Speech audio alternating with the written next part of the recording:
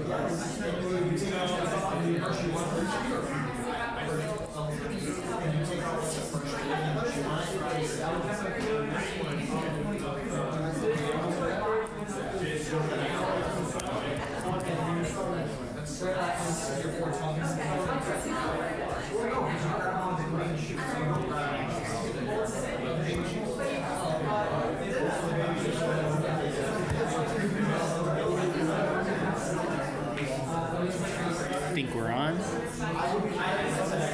Let's see. There we go. I am recording. And we're up and running. Cool. Welcome back. Last time. Hey, welcome back. Oh, you like the Quiet Coyote? That one's good. Quiet Coyote. All right, we ready? Coming back to the engineering process. It's good to check in and see, like, what is your body and mind ready for today? Are you in a problem-solving mood, or is this more of a brainstorming? It's a little gray out. Maybe it's just sort of a get through the day mood, but somehow check in with yourself. Where are you at? Last time, today's Wednesday, Monday we were taking a look at the last kind of case for trying to stop something. The cool thing here, cool, fun, interesting, fascinating, the thing that happened was that no matter what normal force, which was one of the big questions of like, how do we get that normal force? What is it? How much do we need? It didn't really matter how much we applied, we still have a constant acceleration. And if acceleration's constant, then those kinematic equations that describe like what is the motion of this object, all those apply. So if you can use free body diagram, show that forces are constant, acceleration's constant, you don't have to do any like differential equation. Like there's no extra work because you've been like, those equations have been embedded in the base of your brain based on these years of physics experience. So last step, which, what did we figure out? Last step is just choosing what that normal force should be. Did anyone like come up with like a number of what they wanted? Or were you waiting for like, oh, Professor Cooper's gonna do something and he's gonna give us the right number? I thought it was 11, but it's actually 11.698. It's not the case here. It's open-ended. I know engineers don't like open-ended things, but it's a pretty small sandbox to play in. But you get to play. You get to choose something and you get to justify it. Like why choose that one? Did anyone come up with something that they were aiming for? Yeah. I had it stop at 1 meter. I applied 1.4615 meters. Okay. Why 1 meter? Just a nice round number. It's round. Okay. Then you can use a meter stick. Reasonable. Okay. Meter's reasonable.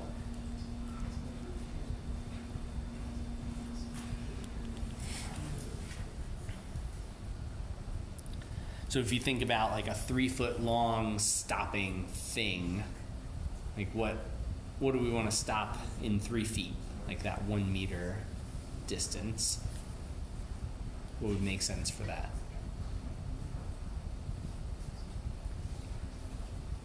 Could be all sorts of stuff, right?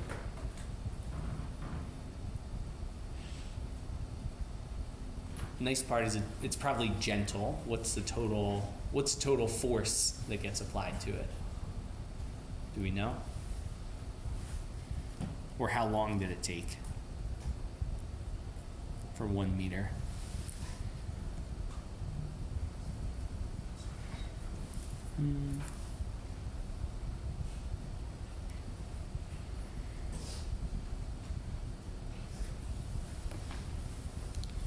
because we could figure out like so if we know how long it took, then we know total impulse that we need to apply is 0.3.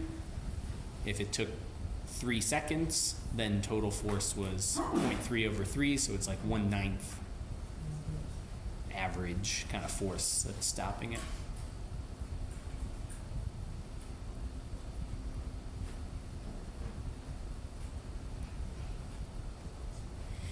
So take a minute. Let's take like 2 minutes. You can choose something, you can just, but goal is like, what is the number? Like, what are you stopping? What are you stopping here? Why are you stopping it that way?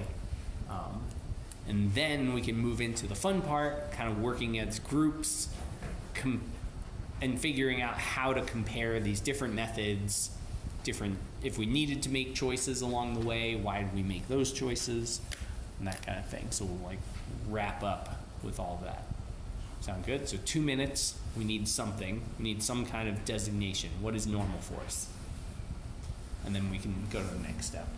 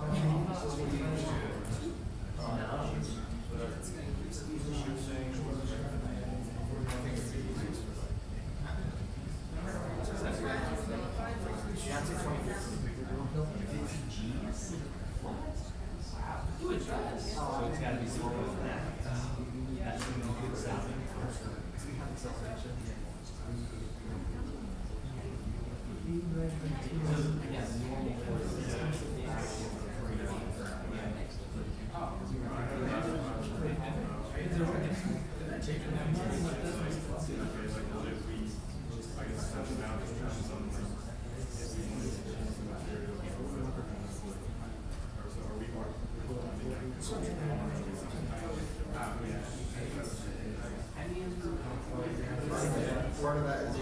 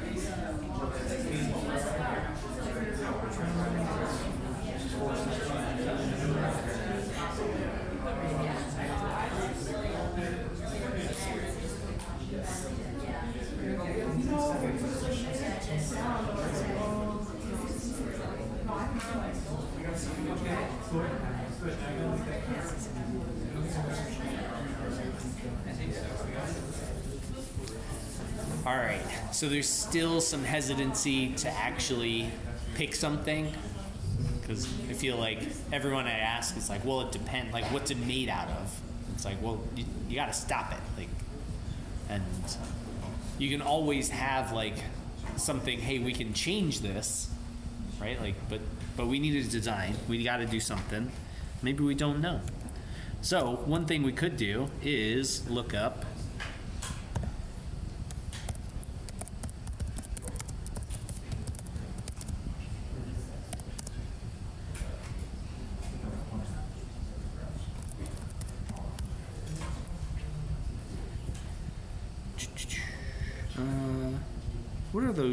what are those things called that actually tell you whether or not your shipping container has been like jostled? Is it a shock watch?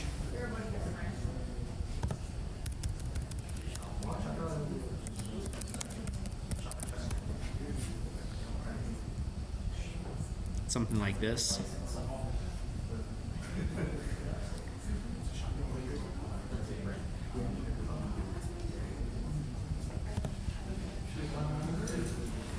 Yeah, shock watch, something like that. Have you seen these before? Of like how to tell if something, it doesn't tell you if it's been damaged, but it tells you if it's been like shook around by a lot, like how many G's it's experienced.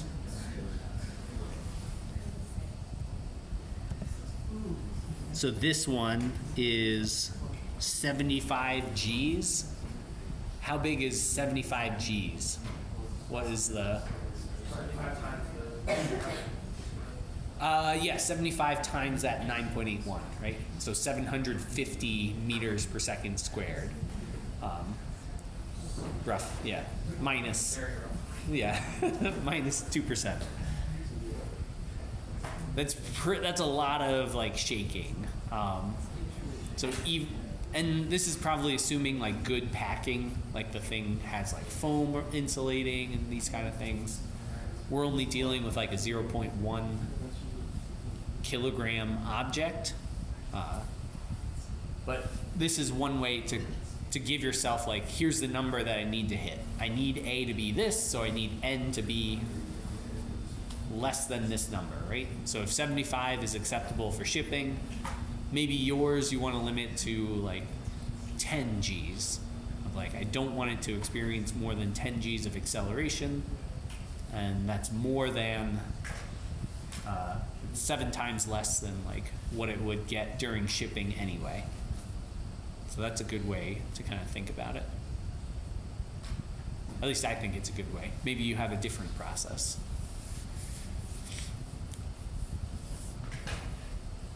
Another way is thinking about like how big can you build this thing? So if something has a coefficient of friction of 1/2, it's probably rubber. So it's not impossible to build like a 3-foot long rubber stopper, but it would take a lot of stuff, like, I don't know, not a lot, but you need like walls of rubber 3 feet long. Not the end of the world, you can do it. If we think about like what do we use for rubber stoppers normally? It's like calipers and stuff, like bike brake calipers and stuff, which are centimeters long, a few centimeters. So we could use that as another criteria. Like, hey, I want to be able to use like brake pads from a bike, which are up to 4 centimeters long and 4 centimeters long. So I want it to stop in 4 centimeters. That's another good criteria that you could use. Whatever you want to do, it's up to you. You choose it. And you know the math of like where to go from there. You've done it so many times. How's that as a place to... So the last couple of lectures, we've been doing a lot of like guided math.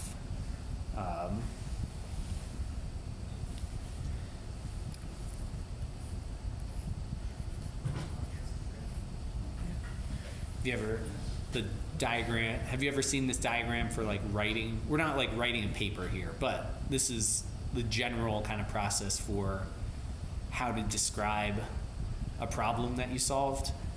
Start off with like a broad intro. This was like our brainstorming. Oh, I can't spell. We started off brainstorming, like what did we think, where are we going, what's the hypothesis. Then we all kind of came into this one track of like identify, problem, solve, problem.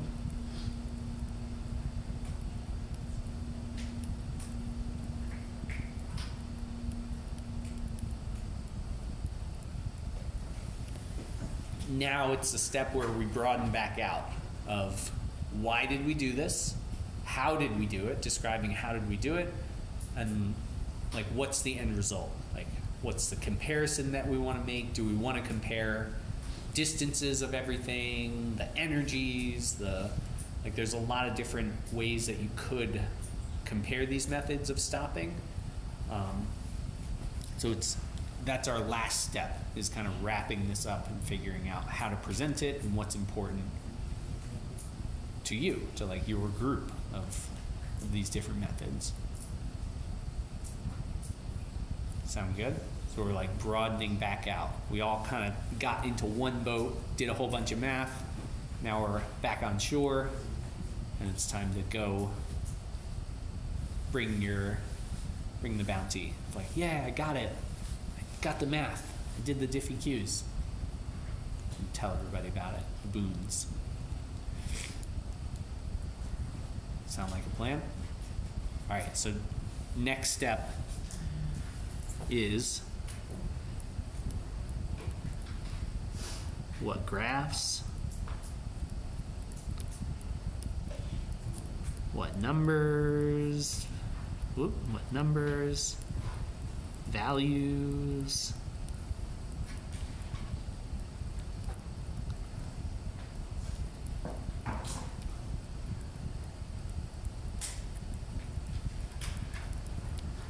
and I'm kind of writing out all the things, at least when I'm thinking about, like, okay, I did the problem, I think it's important. These are the things that I start thinking about. What graphs can I use to show that it was important? What numbers or values am I using to compare?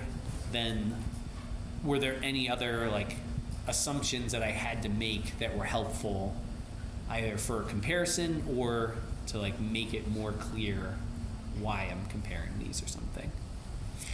So like in that last case, that unknown normal force. It's like, okay, I made the assumption that I want this thing to do this in a certain amount of time, distance, or limit the acceleration. And that's how I built up that last one. Cool? Not cool. Everybody's giving me a blank stare, waiting for the differential equations to come back. Gotcha.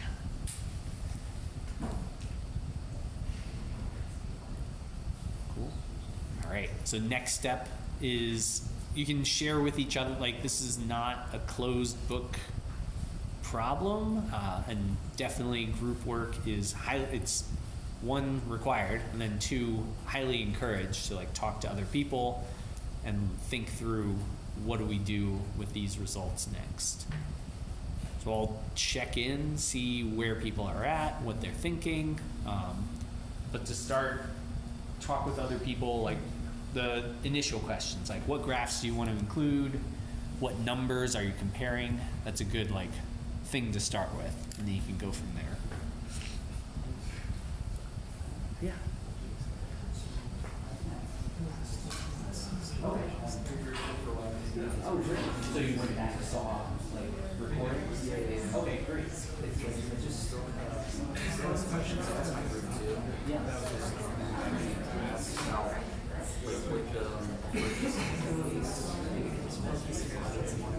That one and this one. Yeah. Still drafts. Okay. So the whole idea I might be using the 500 now.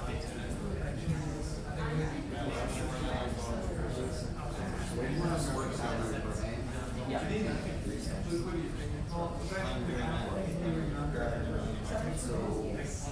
How do we split up, or is it just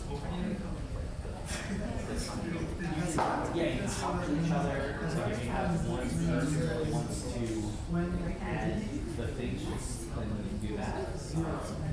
There's also, you can submit as many times as you want to. So if someone wants to put something in and say, here's the start, download it, edit it. Because the first time, I'm pretty sure what we did, he was asking we all just gave so I guess a lot more. It's hard where when velocity equals zero, the position equals to mass. Yeah. Okay. Yeah, so overall. It is. I'm trying to put it into a freaking graphic. No, I'm trying to make it look right. Cool. Oh shit, sure. Hey, what's your language? No, I'm getting pressure because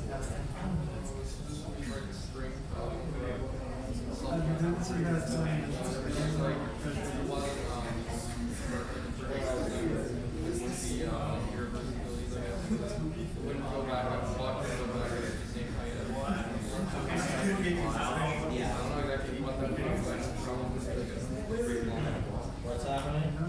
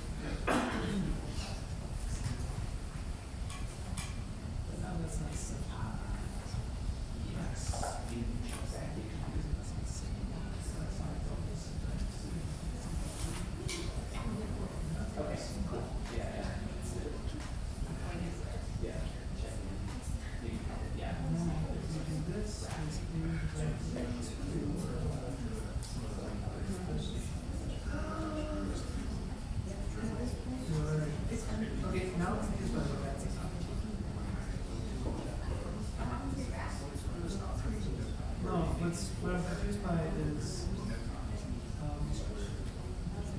it is equal to 0. So there's a what it was. So why is it not correct?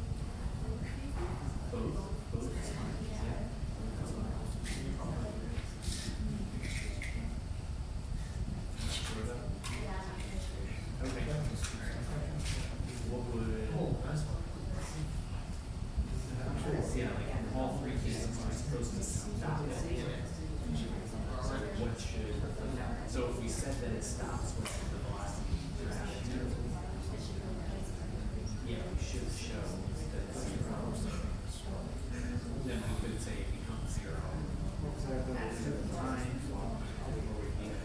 Position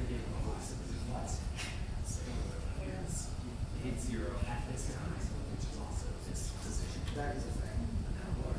Entire all three do the same thing for all three. It's either this one's best shows this business, or this one's best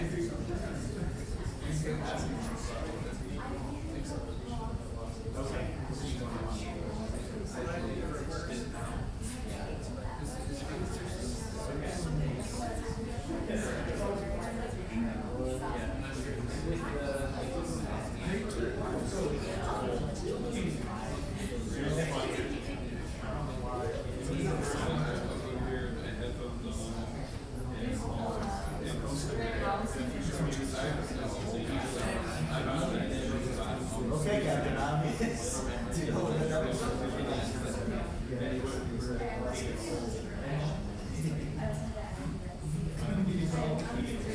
I'm saying is looks like something's here up there.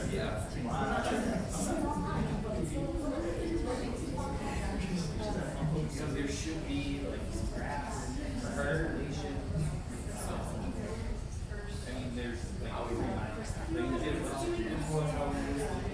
That's a great question. You should ask that next week. No, you should never. I'm going to ask that next week. Nobody cares. How is you doing?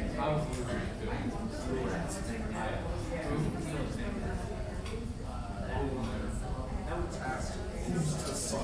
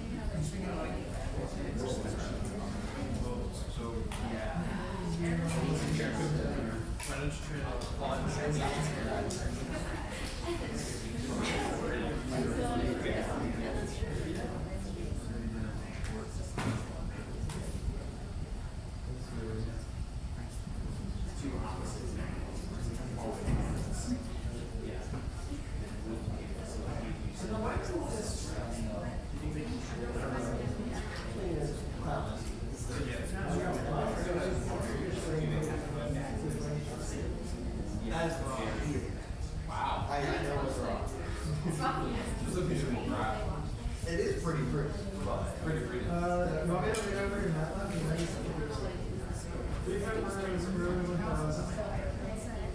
What, oh, did you leave any of them in the regular numbers? Because I didn't all the numbers.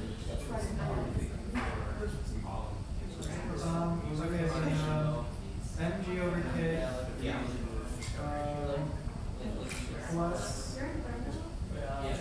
Plus A sine negative Yeah. plus B cosine negative. Yeah, and B is negative MG over K, Yep. and A is 3.1 over the square root of K, right? So the line's coming out. Let me try this one more time. Probably plugged it in. Yes. I just find something. So it has two stuff. It's a letter of function.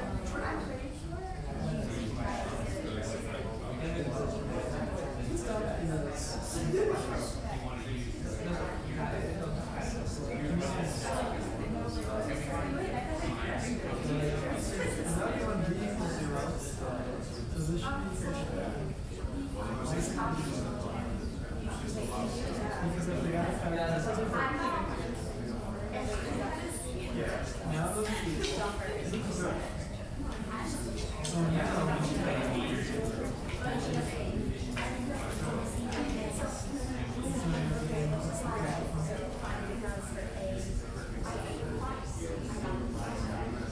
why does it not continue?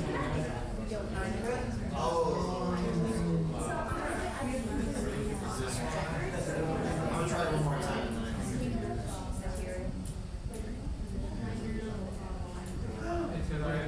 And then I was messing with my yeah, you I'm worried how fast my vote would be just like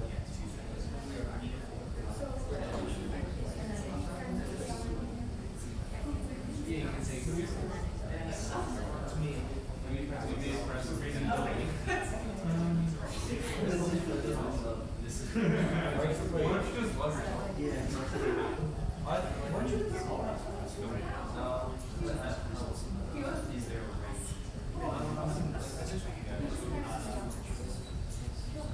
Why did you do that? It didn't fit my schedule. I think it's true. It literally didn't fit. Other than like maybe I can start working. These hours may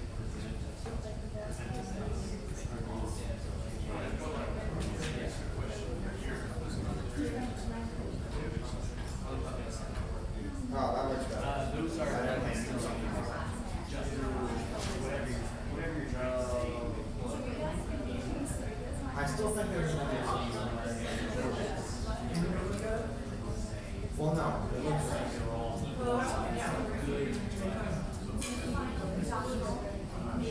in my head.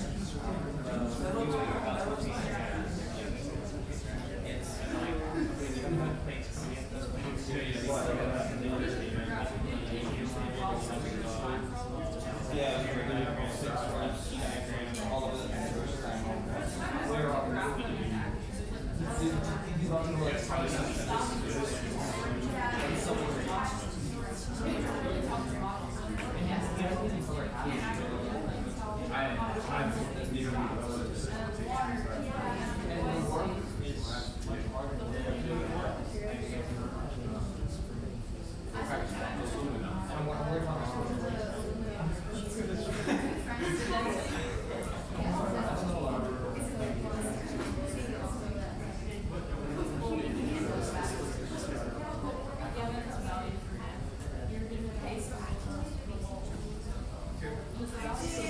depends on the both.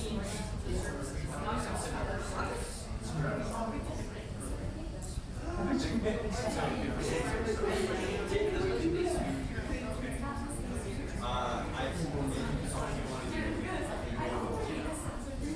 Because one of the first things will be once they all these contract parties. So like they drop. But obviously not really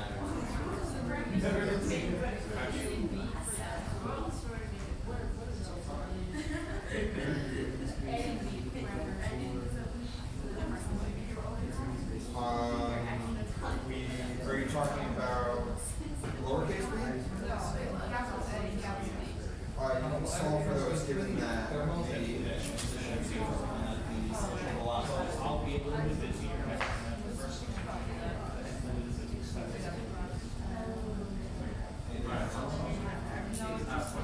I used to think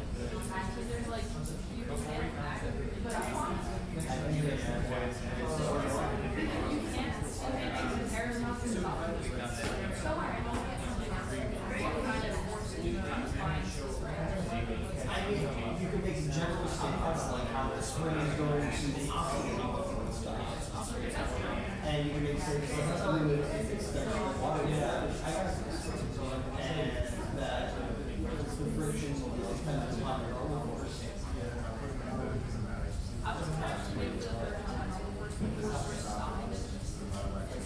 Yes, I think I'm that's all.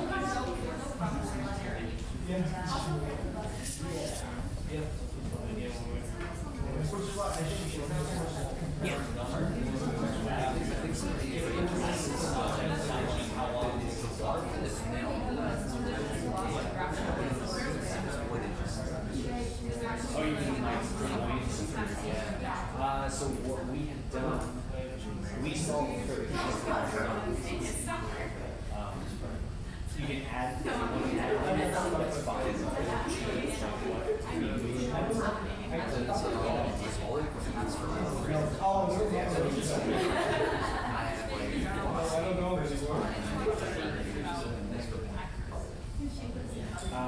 That's a good question. Let me bring that up because,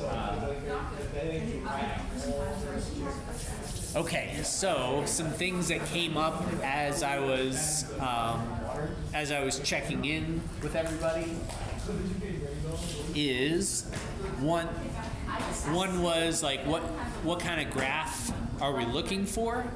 Like if you're saying like here's my graph as engineers, then goal is like something you can use Excel or Python or MATLAB, but somehow like you got to plot it. And if you're trying to make a comparison, a lot of times it makes sense to plot them together, like have the same plot or the same figure with two different graphs. So like I think, what did we do so far? Like so far we've looked at like this spring that oscillates, and we looked at the fluid, and we made those two graphs. If I wanted to present those, I'm trying to merge.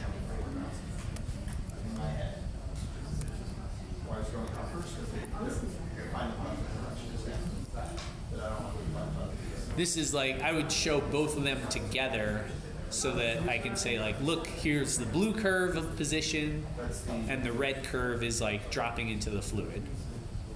So one of them goes up, hits some maximum displacement. The other one, displacement keeps increasing because I didn't factor in buoyancy. And whether or not you agree with zero buoyancy is, that's up to you. You could add it, you could subtract it. But we took one case and showed that.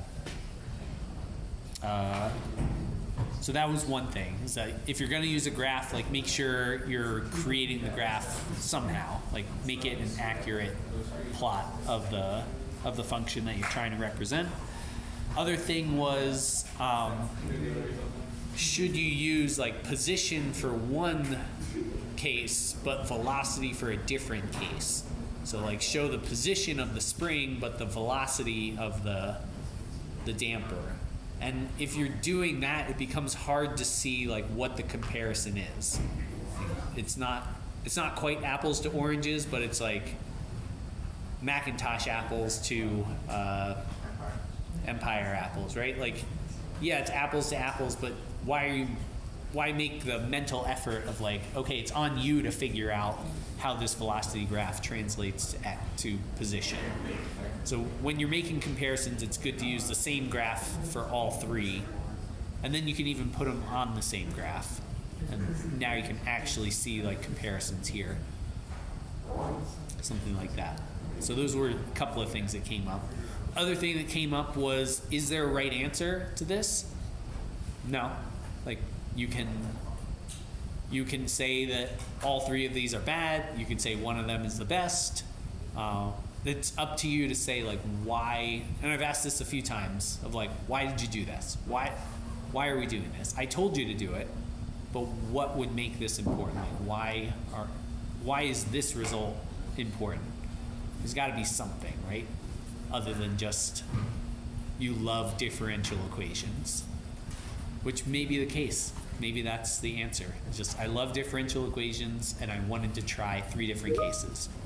And case B was my favorite because it had damping instead of oscillating. I don't know. Other questions that were coming up? There must have been more questions because I only got to a few different people. Yes. I noticed, so the blue one, that's for buoyancy, that's the water one, right? So blue curve here would be the spring. I didn't label them. And really, you should label your graphs as is evidence from our conversation. So the question was, is blue buoyancy, red damping? Is that right? So like at that point, are you like accounting for like convert, like all the energy is like being retained, or you're not losing any energy? Because if you like drop the ball in a spring, then it's not going to come back up to like the same place, right? Or and if so, what do you want to like show that in our graph? So at least the one case that we kind of looked at was when we only have a force of a spring and gravity acting in that case A. You can say that that's not, you could say like, no, that's not realistic. There should be some kind of energy loss along each one. And really what that would look like in practice for most engineering, you take case A and case B and say they're both happening at the same time, that there's damping and spring force. So that's your, every oscillation you lose some energy. We didn't go through that differential equation. If you want, you can. There are spring mass damper problem solutions. But I wanted to like keep them separate and just look at what does harmonic motion look like as a brake. Yeah. Other questions? Are we out of time? We have like 30 seconds. Last 30-second question.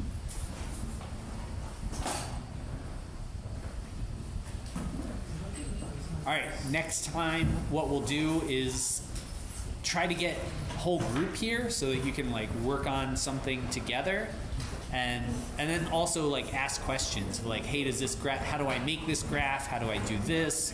Trying to get this to happen. And that way you're not left alone doing it on your